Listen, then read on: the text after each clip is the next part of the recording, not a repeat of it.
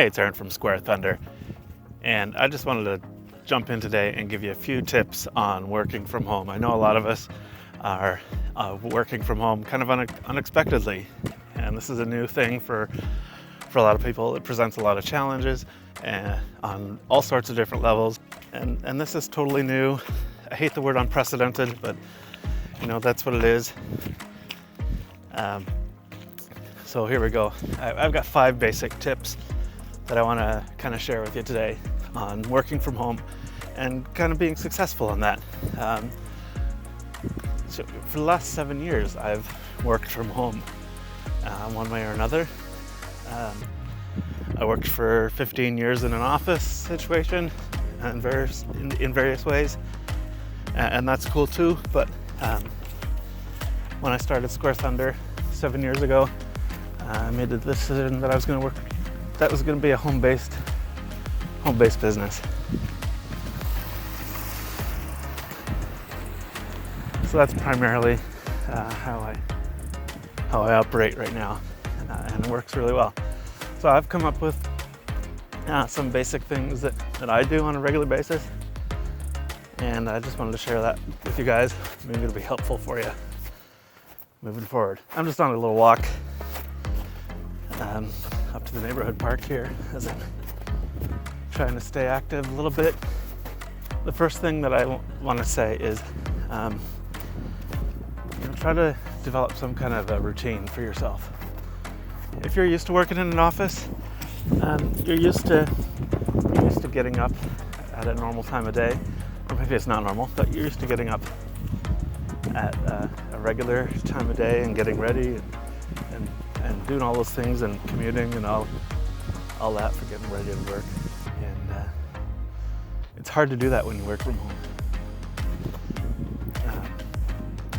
If you are working from home, try to maintain some kind of sense of routine in your life. That probably means going to bed at a proper time of day.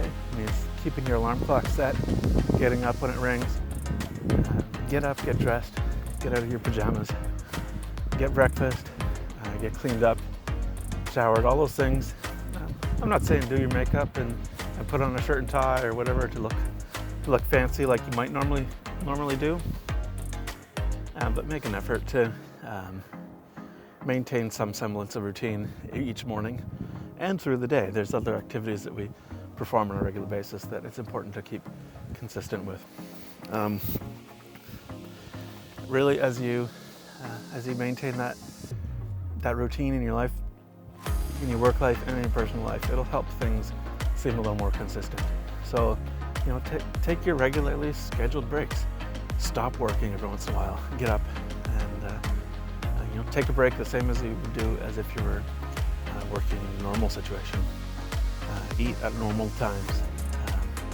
For me, it's really important to get up and get ready and begin the day properly. And that makes a huge difference in my work life. Second, I know it can be really challenging to carve out a physical space where you can do your work. Some of us have the luxury of a spare room or an office built into our house where we can do work. I specifically chose a house where I have a spare room that I can set up my office, and it's a distinct space in the house. You may not have that, and that presents other challenges, but try to set up a spot where you can go to every day and where this is the zone where you're going to get work done. And that can be really helpful. Whether that's sitting at your kitchen table and you have to put stuff away every time it's time for a meal, that's difficult, but it's workable, right? Sitting on your couch or in your favorite chair is challenging to get work done and be really productive that way. I have sat at my kitchen table to do work. I have sat on my couch all day trying to work with my laptop, but it's really difficult to be highly productive that way.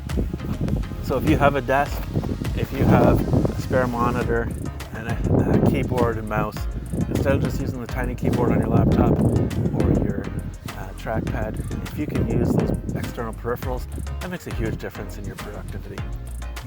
So I'd encourage you to look into those things. If you have a desk and a chair, that's great. About a year ago, I invested in an electric sit-stand desk, and that's been good. I just bought a new office chair a few months ago too. So my back is happy. I can be in that thing for a full work day every day and survive. It makes a big difference. But you know what? If your couch or your kitchen chair is the only place you have to work, at least carve out a spot where you can say, this is work zone and this is where I'm getting stuff done every day. That makes a big difference. Make sure you have good lighting. You know, right now a lot of us are teleworking or doing a lot of video conferencing, and that's a whole other level of challenges too, right? Especially if you have kids or pets that can interrupt. But if you have good lighting, that makes a huge difference in the quality of your video conferences too. The third tip that I want to share is just setting and maintaining boundaries for your work life. You know, we have to set boundaries with our kids or our spouse or roommates or whoever we share our living space with. It's important that we communicate those things with them so that they know, hey, I'm not here on vacation, I'm here to work, same as always, but I'm just happy to do it from home. We need to set boundaries with our colleagues, the people that we work with every day, whether they're coworkers or clients. They need to know when we're going to be available and accessible and to what degree, and when is an appropriate time for them to connect with us. And again, if you have that consistent schedule set up, that makes a big difference there. Fourth tip I want to talk about is just staying healthy.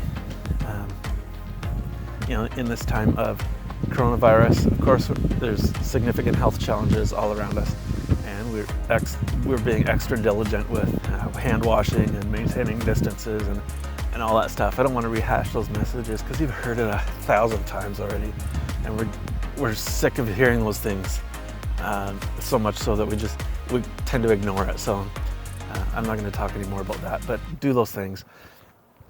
But eat well, drink water, get out and move. I'm going for a walk right now at lunchtime because I feel like just sitting around hurts me, and so I'm trying to avoid that. You know, when I'm warming up a cup of coffee, I'll get down on the floor and do a few push-ups or sit-ups or something like that.